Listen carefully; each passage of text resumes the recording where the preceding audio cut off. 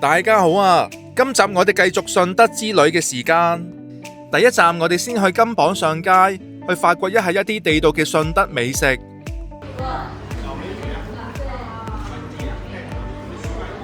下一站我哋就去咗順德嘅著名旅遊景區歡樂海岸 Pass。呢度係一個集吃喝玩樂同埋住宿元素嘅旅遊景區，而且周圍嘅景色仲相當之優美。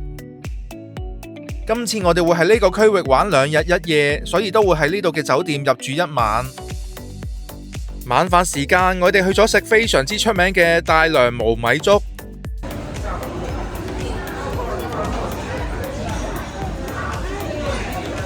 入夜之後，我哋就去咗呢度嘅主題樂園度玩，同埋四周圍打卡。第2日嘅行程，我哋就去咗飲早茶，同埋喺商場四周圍行逛一下。好啦，今集嘅內容同樣都係咁豐富啊！我哋事不宜遲，馬上去片 ，Let's go！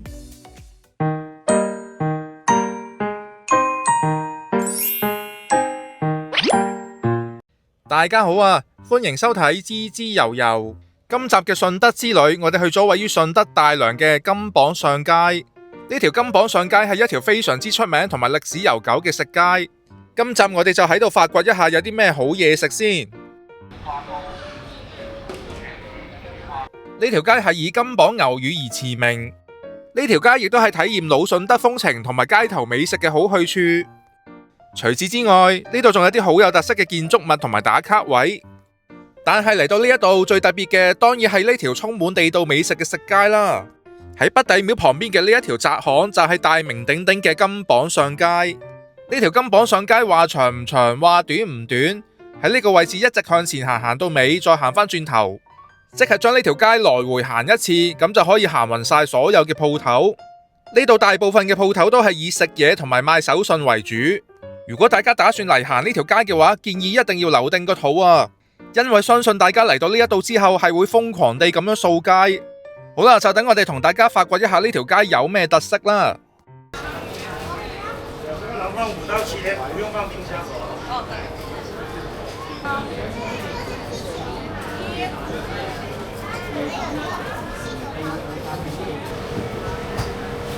沙翁啊！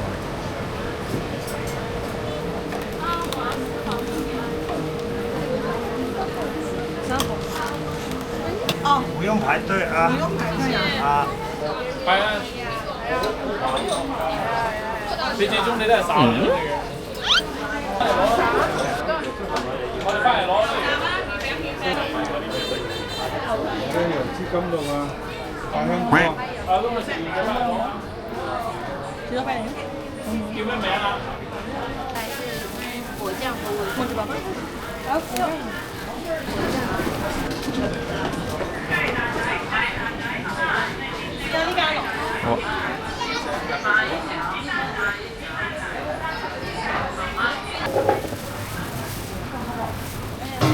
我食個魚麵啦，頭先我見到個魚麵。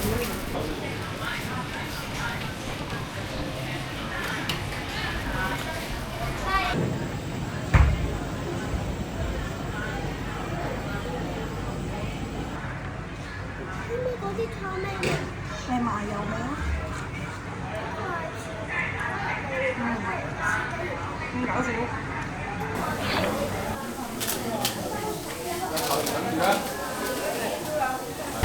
雞蛋仔34成中雞蛋仔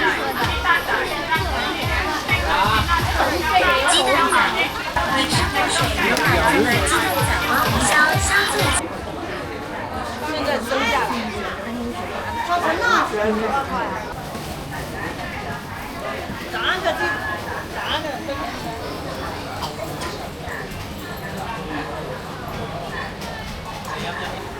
知唔知？我覺得我哋要食雙皮奶。係啊，真係揾一檔啊！你睇邊檔啊？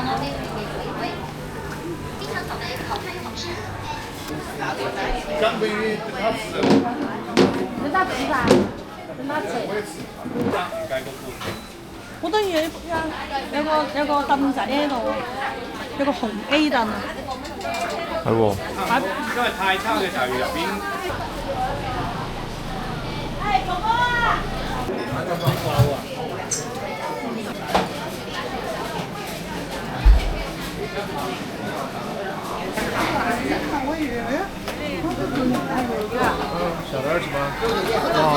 超多人。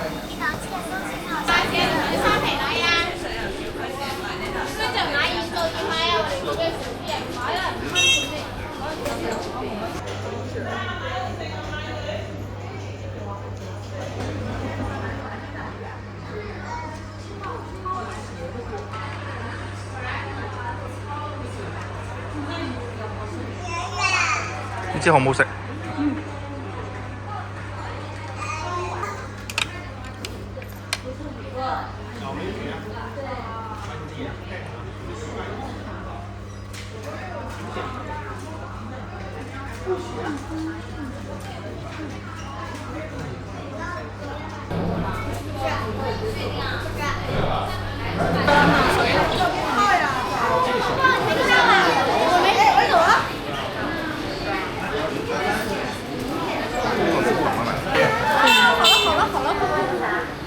烤鰻魚啊！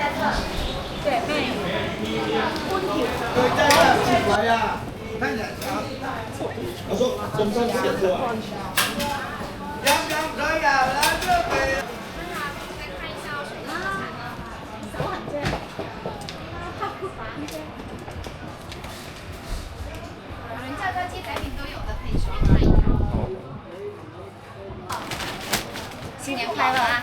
哦，謝謝。謝謝。耶！好啦，我哋喺呢條街逗留咗大約2個鐘左右，主要都係飲飲食食同埋買手信。至於呢條街整體嘅感覺都係做遊客生意為主，就好似澳門嘅官也街咁樣，所以呢條街嘅物價都係稍為偏貴。但係呢度勝在有不同種類嘅鋪頭同埋特色美食，所以總括嚟講都係一個相當之唔錯嘅旅遊景點。另外，大家如果行程緊湊嘅話，可以用走馬看花嘅形式，大約半個鐘左右就已經可以行晒呢條街噶啦。因為我哋當日嘅行程相當之緊湊，所以行完呢條金榜文化街之後，就準備出發去第二度玩啦。我哋喺金榜上街 call 車過去下一站，車錢都係10零蚊左右，所以大家如果唔想行上行落去搭地鐵嘅話，call 車就應該係最方便噶啦，而且仲可以幫大家慳翻唔少時間添。大約15分鐘嘅車程之後，我哋到咗行程嘅下一站，就係歡樂海岸 Plus。喺呢度有一個非常之大型嘅購物中心，呢度係一個集合咗商業街區、主題樂園，另外仲有生態濕地同埋文化場館嘅綜合區域。喺呢度會有各種多元化嘅體驗，所以呢一度被當地人譽為係城市會客廳。今次嘅旅程我哋會喺呢個區域逗留1晚，所以到埗之後我哋先去當晚入住嘅酒店 check in。我哋當晚入住嘅呢一間南夕假日酒店係喺2020年開業。呢間酒店係華僑城旗下嘅其中一間自營酒店。呢間酒店嘅主打就係寬敞嘅入住空間同埋鄰近歡樂海岸 Plus， 所以對於遊客嚟講，呢間酒店嘅性價比相當之高。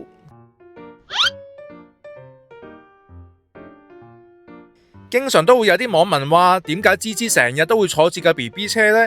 當然係有原因噶啦。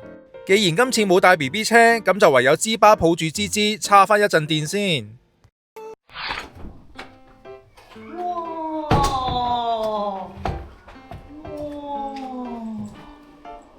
好啦，就同大家睇一睇呢間酒店房嘅設施同埋環境係點嘅先。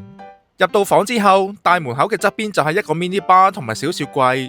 至於雪櫃裏面就會有啲啤酒同埋汽水，印象中就好似唔使另外收錢嘅。廁所同埋浴室嘅空間就唔算好大，但係勝在乾淨同埋企理。一般一次性嘅梳洗用品都會有齊。至於淋浴間方面就正正常常啦，標準嘅淋浴花灑套裝。洗頭水、護髮素同埋沐浴露係獨立嘅細支裝，2個人入住嘅話就應該啱啱好夠用嘅。行返出去玄關嘅位置就係一個衣櫃。其實呢度嘅酒店房應該係由公寓改造而成，所以呢度會有一排櫥櫃同埋一個煮食用嘅星盤。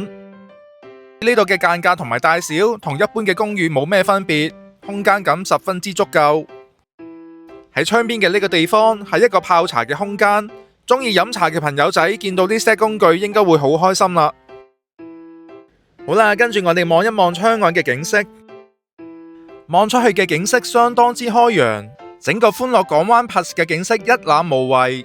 呢個畫面有山又有水，風景如畫，再加上黃昏時段嘅日落做點綴，呢個景色簡直就係靚到有啲過分啊！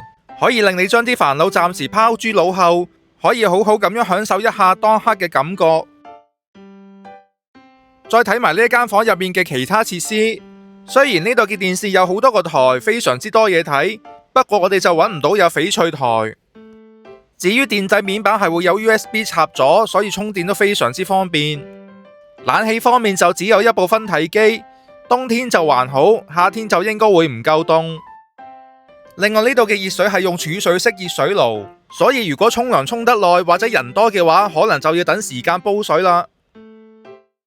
好啦，酒店房嘅開箱大致上都差唔多，呢間房整體嘅感覺相當之唔錯。喺旅遊區用呢個價錢租到呢間房都算係相當之經濟實惠。另外呢度雖然鄰近歡樂海岸 Plus， 但係就冇咩特別嘅噪音，算係可以瞓翻一覺好嘅。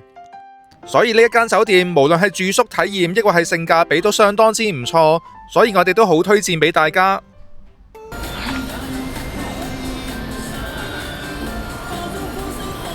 我哋喺酒店房休息咗一陣之後，就出嚟周圍行下，同埋睇下有啲咩好嘢食。其實喺酒店嘅對面就已經係豬肉婆私房菜嘅總店。豬肉婆係一個食順德菜非常之出名嘅餐飲品牌，不過喺網上嘅評論就唔算太好，而且價格偏貴。我哋之前喺深圳嘅分店飲過一次茶，但係最後嘅結果就係完全炒晒車，所以我哋對呢間豬肉婆嘅總店實在係不敢恭維。不過呢度有個好靚嘅打卡位，咁我哋就唯有喺度打個卡，到此一遊啦。喺呢度嘅步行街周圍行逛一下都非常之舒服。呢度嘅建築物時尚得嚟，有帶點嶺南風格嘅獨特設計，所以喺度行街嘅感覺係相當之寫意啊！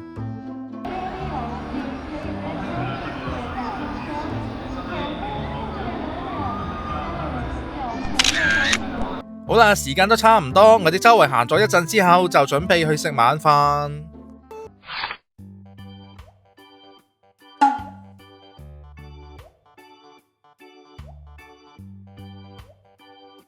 大良無米粥係源自廣東順德嘅非遺美食。簡單嚟講，就係有米不見米，只取米嘅精華，係一種將粥品同埋火鍋結合而成嘅創新食法，有別於我哋平時見到嘅粥底火鍋，兩者係有分別嘅。至於呢一鍋粥底係用上等香米熬煮幾個鐘之後，將粥底嘅米渣隔除，最後剩翻低嘅就係呢啲乳白透亮、既細膩又濃滑嘅粥水精華。另外，如果想真正品嘗到呢個無米粥火鍋嘅精髓，係非常之講究食材落鍋嘅次序，分別就係一鮮、二肉、三菜、四粥呢4個步驟。所以最重要嘅係第一個步驟，就係落一啲海鮮去提升粥底嘅鮮味。不過我哋當日就冇嗌海鮮，所以就直接去到第二個步驟。第二步就係放入新鮮嘅肉類去熬煮，例如牛肉、雞肉同埋豬雜等等。可以增加肉香之餘，亦都可以令到呢一鍋粥底嘅味道更加之濃郁。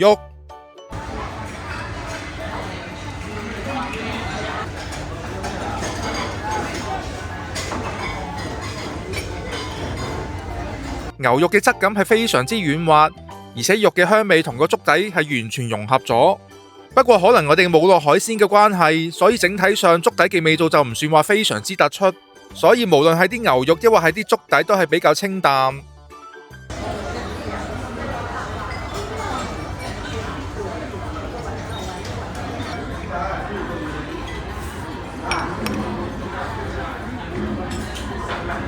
另外我哋仲嗌咗半隻嘅新鮮雞，落咗鮮雞之後，粥底嘅肉香更加之濃郁，雞油嘅香味亦都令粥底嘅味道更加之有層次感。好啦，第三個步驟就係加入新鮮嘅蔬菜去吸收粥底嘅精華。我哋嗌咗一份油麥菜同埋農家有機枝竹。蔬菜嘅清甜可以減低粥底嘅油膩感，亦都可以吸收到粥底入面嘅精華，所以係一個不可缺少嘅步驟。最後一個步驟係成餐飯嘅靈魂時刻，就係品嘗一下吸收晒所有食材精華嘅粥底。因為我哋冇落海鮮嘅關係，所以最後粥底嘅味道我哋就覺得比較一般，所以就唔係好食到呢一鍋無米粥嘅精髓。如果今餐叫埋海鮮嘅話，我諗人均消費係需要200-300蚊左右。雖然呢一個無米粥嘅粥底係幾特別嘅，但係整體上嘅性價比我哋就覺得唔算太高。總括嚟講都可以一試。食飽之後，我哋又四周圍行下，去睇下呢度嘅夜景。歡樂海岸 Plus 呢度有一個好大型嘅主題樂園，係可以免費入場嘅。喺商店街行過去只需要5分鐘嘅路程，所以食飽飯之後過嚟呢度逛下都係一個唔錯嘅飯後活動。雖然呢度係免費入場啊，但係所有嘅玩樂設施同埋遊戲都係要另外收費嘅。呢度最特別嘅設施當然係呢度嘅地標之一——順德眼摩天輪。除咗摩天輪之外，仲有各式各樣嘅機動遊戲俾大家選擇。而機動遊戲嘅逐次收費係20-30蚊人民幣左右。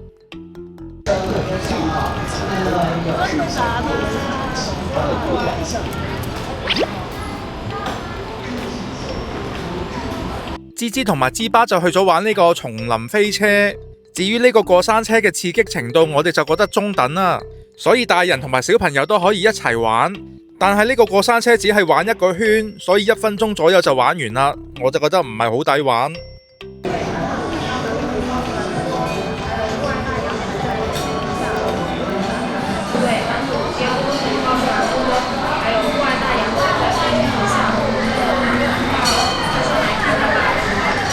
如果大家唔想玩機動遊戲，純粹想入嚟周圍行下都可以嘅，因為呢個主題樂園入面嘅公共空間都非常之大，仲可以自由出入。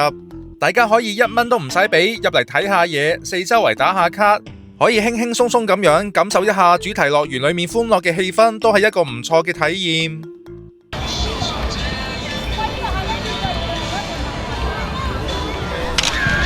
好啦，我哋遊閒咁樣喺度度過咗一個愉快嘅晚上。總括嚟講，呢個地方果然係相當之歡樂，有啲玩到唔捨得走嘅感覺。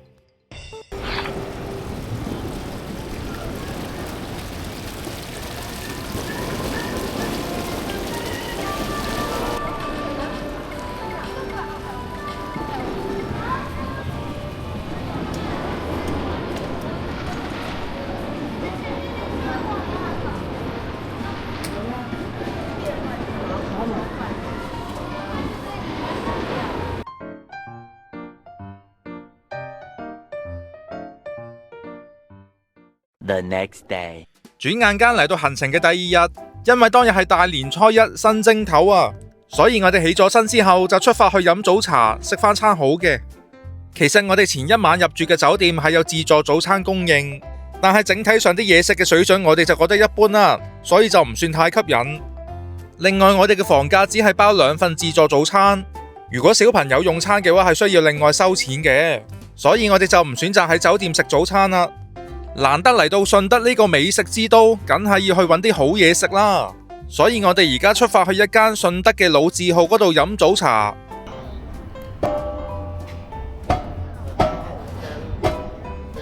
鳳鑼一響，富貴吉祥。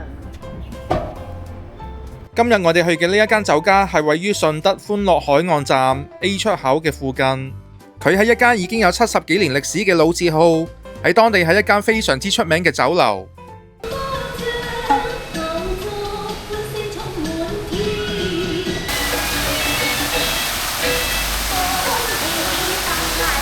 飲茶嘅地方就係位於1樓嘅國際廳，呢度嘅空間非常之大啊，空間感非常之足夠，而且擺台唔密，所以環境上都算係幾舒適，好有宴會廳嘅感覺。呢間酒家最特別嘅地方係需要自己出去外面攞嘢食，有別於我哋平時用 QR code 落單嘅模式。哇！呢啲你最中意嘅。還有什麼？還有一些還沒有拿出來，你要稍等一下。這個是什麼包啊？叉燒包，傳統叉燒包。哦，有沒有？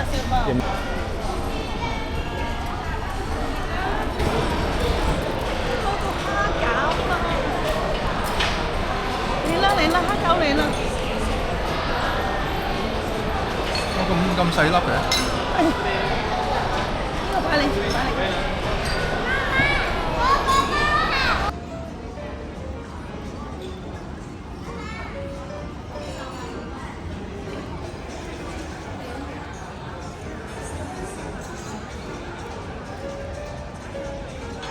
好啦，整體上呢度點心嘅感覺，我哋就覺得屬於中上水平啦。味道都算係唔錯嘅，但係冇咩太大驚喜。另外出去自己攞點心呢一個環節，我就覺得有啲混亂啦。不過呢一度嘅環境算係加返唔少分，整體嚟講都可以一試。